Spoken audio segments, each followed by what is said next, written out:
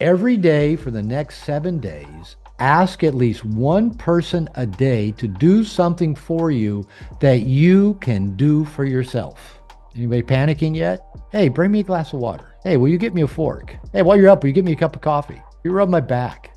My mind just went down a dirty rabbit hole, but I'll stop there. Um, a- Ask somebody, anybody, to do one thing for you that you can do yourself. Now, as you ponder that, how's that feel? What kind of emotional and cognitive dissonance does that bring up for you? But how does it also lead to a greater freedom?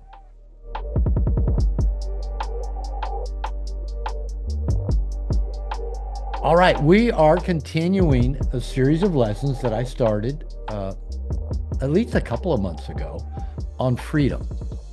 Now, I have to be honest with you. When I started this series, I said I didn't know exactly where it would take us, how long it would take us, how many lessons there would be. We're on lesson 4 of the series on freedom. Now it's been interrupted by some guest interviews and by some AMAs and by me being in Mexico, Playa del Carmen.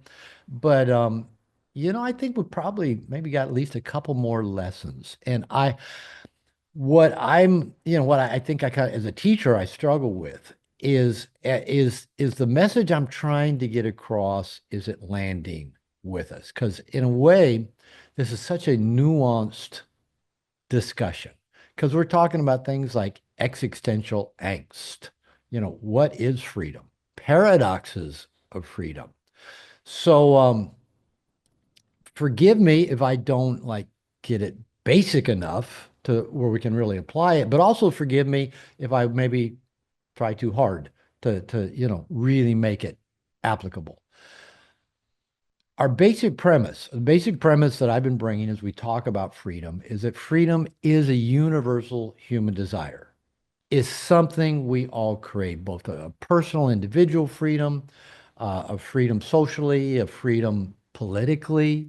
We crave freedom. And it's probably one of the reasons we have evolved as a species as much as we have. And there's a lot of theories as to why we humans have evolved, grown these big brains, developed the way we have, developed consciousness. I was just reading a book this week that attributed it to our primate ancestors discovering the hallucinogenic effects of fungus, mushrooms. And that was maybe why our brains began to grow. Another theory I've read is that our basic drive to connect and the basic drive we have to be free, to be independent, seemingly antagonistic drives. Anytime you have antagonistic forces, it creates a friction that develops growth, right? So even our desire to be free, while we desire to be connected, maybe has contributed to our significant evolution beyond perhaps other plants and animals. Now, as we've been talking about freedom, we've come to a couple of things. Freedom will always be a struggle. It's always going to contain paradoxes.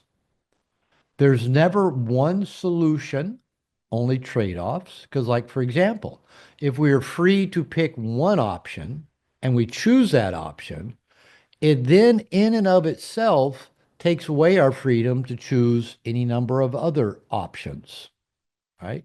We only do one thing at a time, basically. So our choices we make determine, in many ways, how free that we are.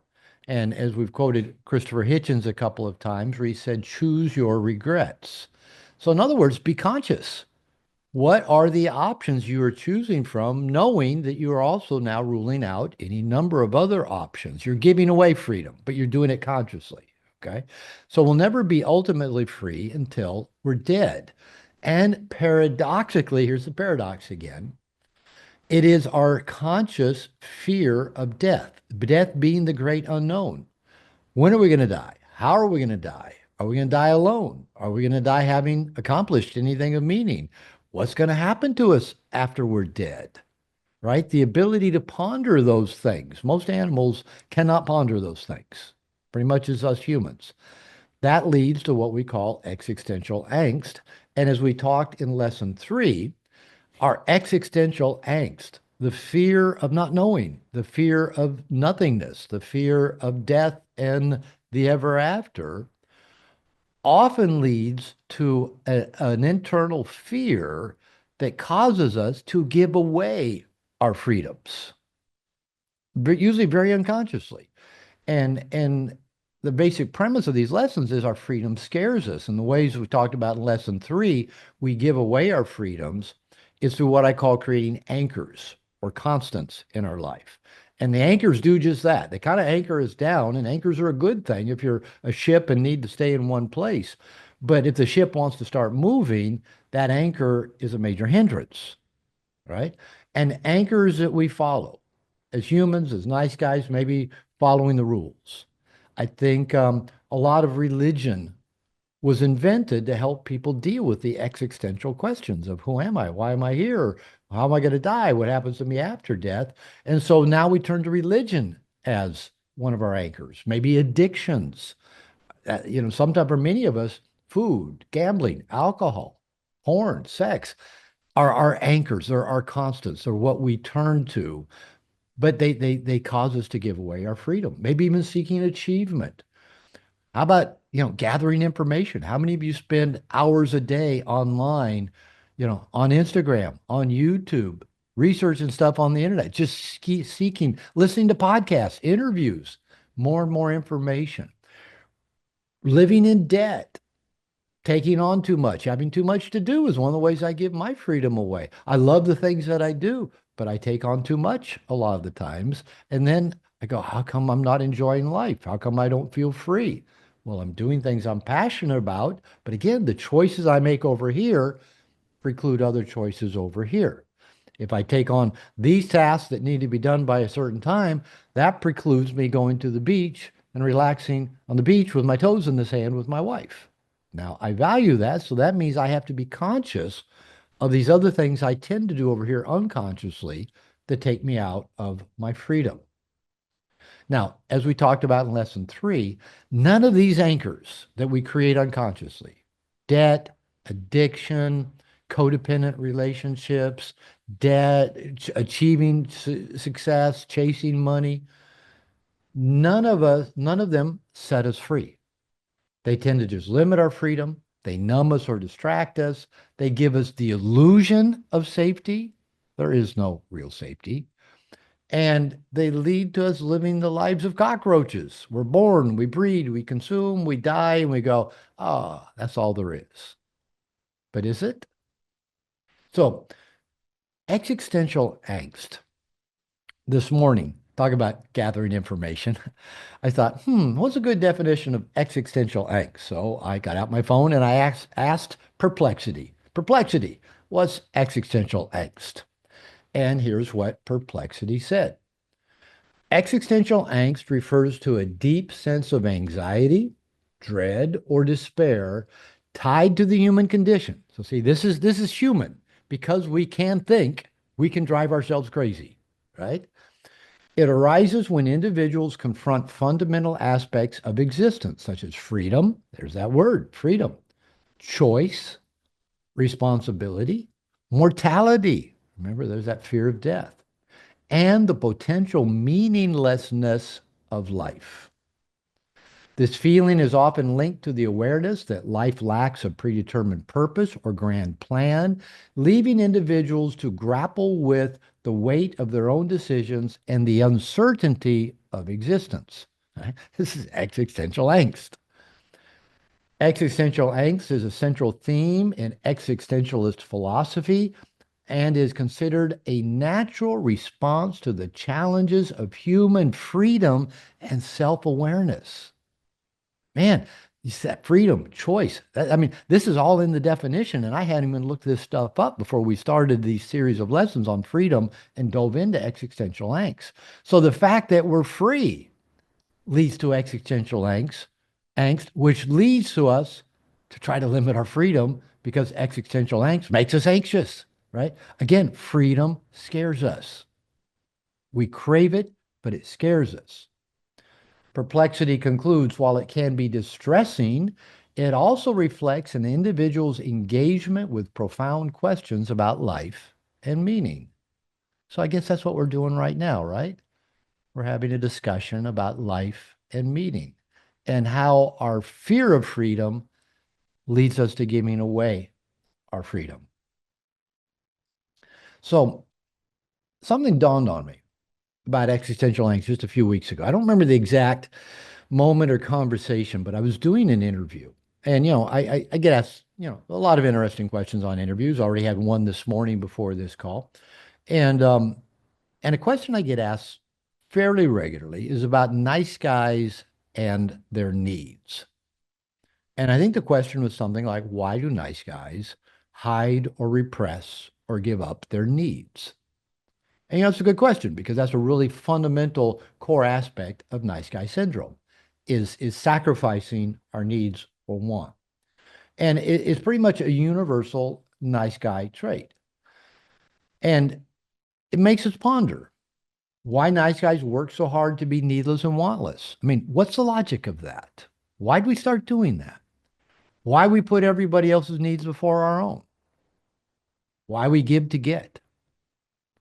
Why we feel guilty about making our needs a priority? Why we have shame? When I talk to men about making their needs a priority, why do they fucking get a deer in the headlight look like, oh no, that will make me a bad man. I'll be in trouble if I make my needs a priority. Why trying to never be a moment's problem would ever make sense to us as a child or even an adult. And it dawned on me that as infants, tiny babies, few days old, few weeks old, few months old, we all, as human beings, had our first run in, our first experience with existential angst before we could think, before long before we could say the words. I still have to look out how to spell existential every time. Angst, I've kind of got it figured out how to spell it. But the existential part, to even know what that, if somebody had asked you a month ago, what's existential angst? I mean, could we have even answered it? But we encountered it before we could even think about it or be aware of what we're experiencing. And that is simply this. I remember in Child Development 101 back in grad school, the first thing they taught us about child development is that a baby's greatest fear is abandonment because abandonment equaled death. Now, there's this thing about all living creatures, they have a drive to survive. We did too. As tiny little babies, we had a drive to survive. But here's the deal. We had needs that had to be met in timely, consistent ways, and we were completely 100% incapable of getting those needs met on our own. We were totally dependent, right? Makes sense. We were dependent on our caregivers paying sufficient attention to us, being sufficiently available to us, recognizing what our needs were. If we were cold, did we need to be wrapped up? If we were lonely, did we need to be held? If we were hungry, did we need to be fed? If we'd shit in our diaper, did we need our diaper changed? If we had gas, did we need to be burped? What were those needs? We could not get those needs met. Best thing we could do is cry and scream. That's really all the tools we had, making noise. And hopefully the people around us would recognize the meaning of the noise we made. They say attentive mothers actually can tell the cries of their baby. Is that a sad cry? Is that a hungry cry? Is that a I'm hurting cry? That's the attentiveness we needed from our primary caregivers. But here's the deal, the thing that we all faced when we experienced our first existential angst, like I could die. Now, this is pre-verbal. I need to stress this. This is all emotional. That is, I've got needs. The people around me who have to meet these needs for me to survive don't always do a good job. I could die. Now, we don't think this. I have to put it in words so our adult brains can conceptualize it. This was an emotional input. I've got needs. Those needs have to be met to survive. The people around me don't always do the best job. They're not always timely, consistent. And if they fail at their job, I could die. Existential angst. All right. So what are we going to do with this existential angst? This ever-present fear that I could die. So here's what we have to do. The emotional formula for the nice guy syndrome, as it turns out, is if I don't get my needs met, I will die. And I don't have confidence in my caregivers to do a competent job of meeting my needs. So what are my options? What are my options? One, don't have needs. Think about it, how purely brilliant this is for a 3-day-old child, 3-week-old child. They've already figured out, oh, these people aren't doing a real bang up job of getting my needs met in a timely, consistent way. What am I going to do? I could die. Oh, I just won't have needs. If I don't have needs and they don't get met, I won't die. Now, there's really elegant logic in all of that, right? Yeah, of course, there's not to our adult human brain, but to an emotional survival brain of a child, it makes sense. But I think there's also a second strategy many of us came up with at 3 days, 3 weeks, 3 months old, when our needs are not being met in timely, consistent ways, and we faced the existential reality, I could die if my needs don't get met over time. And that is, oh, I can try to take care of the needs of the big people so that they'll be good enough, well enough to take care of my needs. Right. So I won't have needs. I'll be needless and wantless, maybe hide the needs that I do have, and I'll take care of their needs. Then maybe they'll be okay to take care of my needs. And again, that kind of circular logic makes absolutely no sense to our adult brain, but it would make perfect sense to the survival of a species very immature, very dependent, with no cognitive ability, right? It would make perfect sense. Now, here's one more thing. I've said this to people for years in therapy when I've dealt with these issues with people and adults in therapy. A child cannot let themselves be conscious of how incompetent their caregivers are to keep them alive. Let's say you've got a depressed mother, addictive parents, 12 siblings in your family, poverty, whatever the reason was, our caregivers could not do a sterling job of meeting our needs in timely and consistent ways. As a child, we could not let ourselves be aware of their inadequacy because then the only option is crawl up in a corner and just die. Get in a fetal position and quit living. And because we cannot let ourselves be aware of that, that's called learned helplessness, by the way. Because we couldn't let ourselves be aware of that, the other two options made the most sense. Don't have needs or take care of their needs so that they can take care of mine. Now, again, these have a very elegant logic in a purely emotional way, but I think it's pretty obvious they don't actually, there's no 2 + 2 = 4 here in a more logical, analytical way. But these became our nice guy paradigm because it got formed at an early age, and we've been packing it around since infancy, even though it makes no logical from an adult, analytical point of view, they make perfect logic from an emotional point of view. If we could become needless and wantless, maybe we wouldn't die. And again, it's crazy, but it made sense. Or, if I can take care of everybody else's needs, then they'll take care of mine. Where do you think our covert contracts came from? I'll do this for you. In return, you'll do that for me. But again, it's a totally covert contract. Okay. How does this apply to freedom? All right. How does this existential struggle apply to freedom? My premise is we cannot live free as long as we are hiding and repressing our needs and wants. How's there freedom in that? Me pretending I don't have needs, wants, me hiding them, me repressing them, me not letting people give to me. Where's the freedom in that? And, while we're avoiding the reality of death, that existential fear, maybe it just kind of leads to an earlier, more painful death by hiding and repressing our needs. So we cannot live free while trying to get our needs met in secret or on our own. There's a second thing.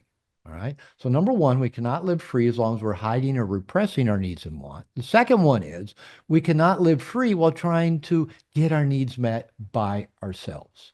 So, here's the paradox for nice guys. Think about this. Just sit with this for a minute. See if this resonates. If I have people in my life, I will be forced to hide my needs and obligated to take care of their needs.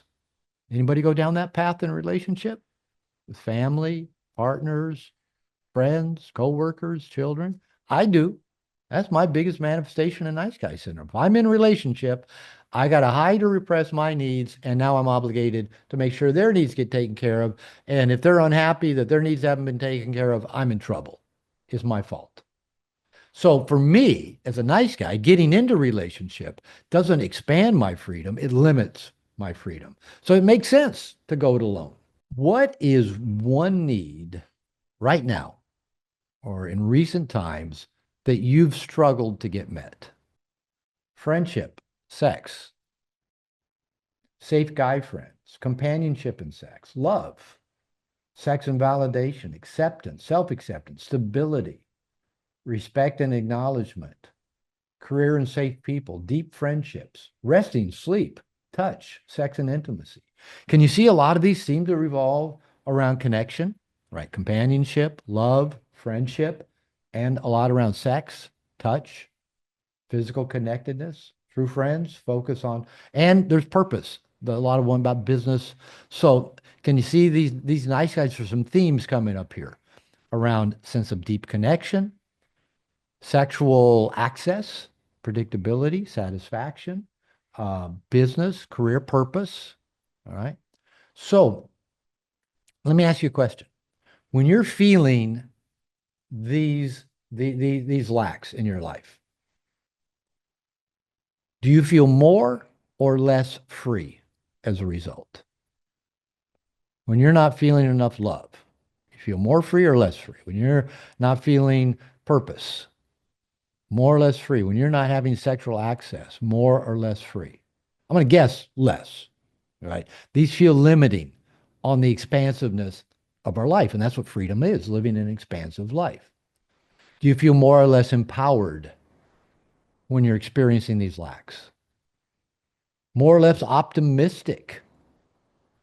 I don't know about you, but when it feels like there's a major lack, a major thing missing in my life, a major need going unmet, I don't feel optimistic. I kind of get into a deprivation mindset. No optimism in that. I was thinking just this morning while I was kind of, going over the lesson in my head. I think I was peeling a couple of boiled eggs this morning, and it hit me. Probably one of the most inhumane and severe punishments that we humans could impose on another human is solitary confinement. I mean, we've seen what happens. You put a person in solitary confinement for even a short amount of time, and they start deteriorating in every way, physically, emotionally, psychologically. They start going schizophrenic if you leave somebody in solitary confinement. It's the most severe loss of freedom that we can experience. It's considered inhumane. But I'm thinking that hiding and repressing our needs is a form of solitary confinement. Not trusting others to help us get our needs met is a form of solitary confinement, self-imposed. And if solitary confinement leads to rapid deterioration in in any animal that needs to emotionally connect, I mean, it could be a dog, it could be a cat, it could be a human. Rapid deterioration is the most severe way to rob ourselves of our freedom. Are trying to be needless and wantless, hiding our needs, repressing our needs, not taking responsibility for getting our needs met, not letting people give to us is the most profound way we limit our human freedom because we're putting ourselves in our own solitary confinement. And we will deteriorate. And we do deteriorate, when we're not getting that connection, when we're not getting that love, when we're not getting that sexual access, when we're not living with purpose and passion, when we don't have friends around us, when we're not being touched, we deteriorate. We're not at our best. We're not living our best life. Making our needs a priority is a way of challenging our fear of death, our original existential angst, and is a way of setting us free to be all that we are, to be all that we can be, to experience the most expansive, abundant life and experience possible. And surrounding ourselves with people who want to help us get our needs met allows us to experience the most abundant success, happiness, and freedom possible. So, basic premise, we cannot live free as long as we are hiding and repressing our needs and trying to go it alone. We must embrace our needs and wants. We must honor them, not shame them. We must be willing to put a spotlight on them and say, these are good. This is a good thing that I have wants and needs. We must take full responsibility for filling our bucket, meeting our needs in timely, consistent ways, and we must surround ourselves with a tribe of people who want to help us get our needs met as we help them get their needs met. That's the premise. That's freedom. Okay, I got some discussion questions for you guys. What is the earliest memory you have of trying to be needless and wantless or trying not to be a moment's problem? And maybe if you can remember back, maybe this was 3, 4, 5 years old. Why did this seem logical at the time? Why did that make sense to you? To hide your needs, to be needless and wantless, to not be a moment's problem. Question 2. How does repressing your needs and making it difficult for people to give to you rob you of your personal freedom? Now, the third question is kind of an assignment, but I want you to talk a little bit about it. Here's your assignment for the week. Every day for the next 7 days, ask at least one person a day to do something for you that you can do for yourself. Anybody panicking yet? Once a day. Hey, bring me a glass of water. Hey, will you get me a fork? Hey, will you sharpen my pencil? I don't, nobody sharpens pencils anymore. Hey, while you're up, will you get me a cup of coffee? Will you rub my back? My mind just went down a dirty rabbit hole, but I'll stop there. Um, a- Ask somebody, anybody, to do one thing for you that you can do yourself. Now, as you ponder that, how does that make you feel? But also, how does it lead to a greater freedom in life? What does that bring up for you to think about asking people to do stuff for you that you can do for yourself, right? You got no excuse for asking them to do it. You can do it, but you're going to ask them anyway. How's that feel? What kind of emotional and cognitive dissonance does that bring up for you? But how does it also lead to a greater freedom? That's probably a good place to start. For most of us, we've never let anybody help, right? Or if we do have to ask, or if we let them help, we feel guilty. We feel like we owe them something. Or I got to give them something back. And so even just putting yourself out there and asking somebody to help a little bit, that's a good start. That's a good start. And my guess is when you say, what if you're disappointed and how do you deal with that? I'd venture a guess that idea of you being disappointed, i.e., they can't fulfill the request, can't follow through. That's probably an old story for you. That's probably your earliest story of your needs, is that if you had a need, you got disappointed. The people around you couldn't, wouldn't, didn't follow through on helping you get your needs met.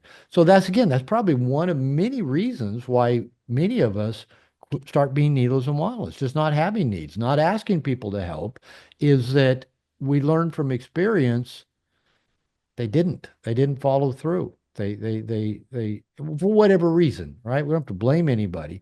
But my guess is that's a real old story for you that you can just pay attention to and observe that if you have a need or a want, and especially if you ask somebody to help you with that need or want, you're going to be disappointed.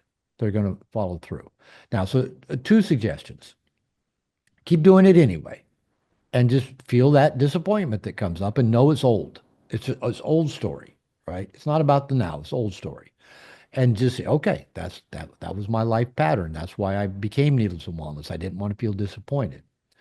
And know that everybody is going to let you down in one way or another at some point, right? We're all imperfect. The way I put it, we're all clumsy lovers. When it comes to, giving and doing for other people, we do it imperfectly. So the best answer I have for that is number one, accept people's imperfections. Now, you got to take a little bit of accountability here. Am I asking people in a clear enough way? Do they know what I want? Am I asking people who are capable of doing it? We got to look at those things. But by surrounding yourself with enough resources that no one person, no one entity has to be solely responsible for helping you get your bucket filled, getting your needs met. So I'm a big fan of having a tribe, a team of resources, because no one individual can help you get all your needs met. And even if one person can only get, 3% help, maybe another's will help out 7%. Another person's a half of a percent. But that's okay. Let it be a team project of you getting your bucket filled. So keep asking.